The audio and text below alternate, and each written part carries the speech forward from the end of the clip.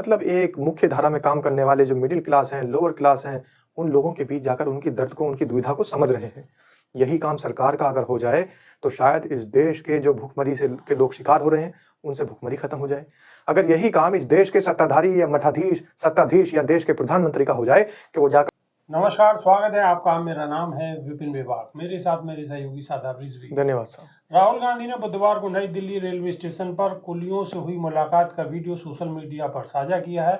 उन्होंने कहा कि पिछले महीने नई दिल्ली रेलवे स्टेशन पर हुई भगदड़ के दौरान कुलियों ने अपनी जान जोखिम में डालकर लोगों की मदद की, लेकिन उनकी आवाज़ सुनने वाला कोई नहीं है।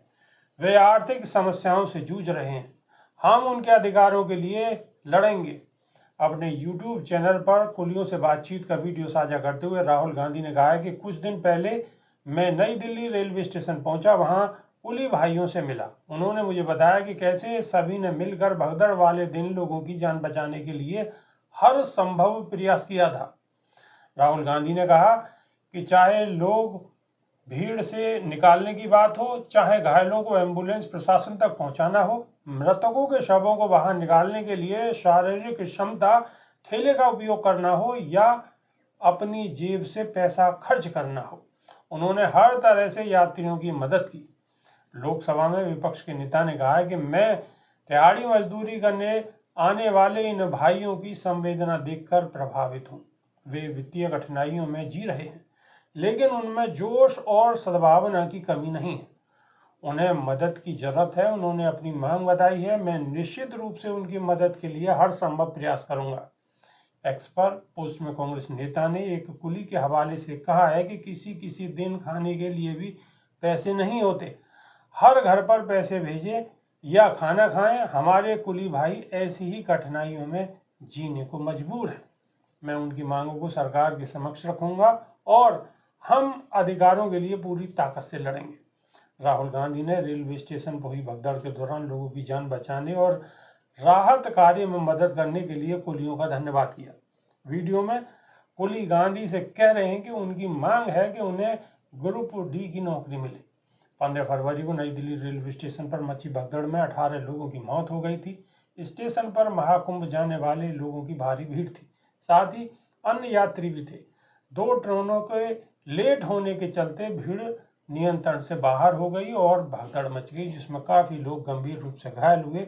बहुत सारे लोगों की मौत हो गई। सादा ब्रिज। बिल्कुल, ये देखिए राहुल गांधी की विपक्ष की भूमिका को दर्शा रहा है ये सारा काम कि वो जाकर मजदूरों के बीच, वो जाकर जो जूता सीने वाला है उनके बीच, वो जाकर दर्जियों के बीच, मतलब एक मुख्य धारा में काम करने वाले जो मिडिल क्लास हैं, लोअर क्लास हैं, उन लोगों के बीच जाकर उनकी दर्द को, उनकी दुविधा को समझ रहे हैं। यही काम सरकार का अगर हो जाए, तो शायद इस देश के जो भुखमरी से के लोग शिकार हो रहे हैं, उनसे भुखमरी खत्म हो जाए।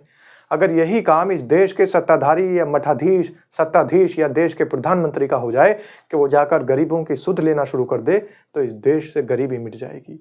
अगर यही काम मणिपुर जैसे जो आदिवासी समाज के लोगों को मौत के घाट उतारा जा रहा है, उनको बेइज्जत किया जा रहा है, अगर देश के प्रधानमंत्री वहां चले जाए, तो शायद इन पर अत्याचार रुक जाएगा। अगर यही काम जो विपक्ष के नेता राहुल गांधी कर रहे हैं, यही काम सत्ताधारी पार्टी के प्रधानमंत्री अगर कर लें और इस देश के प्रधान सेवक अगर कर लें, तो जो बेरोजगार सड़कों पर उतर रहे हैं, लाठियां खा रहे हैं और प्रदर्शन के बीच उनकी मौत हो रही है, उनको मौत के घाट उतार दिया जा रहा है, ये कह लीजिए, तो शायद उनकी जान बच जाए, उनको नौकरियां मिल जाएं और इस देश से बेरोजगारी कम से कम खत्म के होने की कगार पर आ जाए। खत्म भी ना हो, लेकिन शुरुआत हो जाए कि बेरोजगारी मिट रही है, देश आगे बढ़ रहा है, शिक्षा व्यवस्था सुधर रही है। तो जो काम सत्ताधारी पार्टी का है, वो विपक्ष के नेता राहुल गांधी कर दिखा रहे हैं और ये दिखा रहे हैं कि इस देश को अगर किसी की ज़रूरत है, तो एक सच्चे और गरीबों के हितैषी नेता की ज़रूरत है। सच्चे हितैषी नेता की जरूरत है। राहुल गांधी जिस तरीके से जनता की आवाज को उठा रहे हैं, ये कहना भी गलत नहीं होगा कि आने वाले समय में राहुल गांधी इस देश का नेतृत्व करें। क्यों कि जनता सब कुछ देख रही है। जिस तरीके से वो किसानों के बीच जा रहे हैं, मोचियों के बीच जा रहे हैं और कुलियों से मिल रहे हैं और देश के कहीं ना कहीं बिल्कुल निम्न स्तर पर काम करने वाले लोगों के साथ जुड़ रहे हैं, मिल रहे हैं, उनका दर्द साझा कर रहे हैं, तो कहीं ना कहीं राहुल गांधी सबके दिलों में अपनी जगह बना रहे हैं।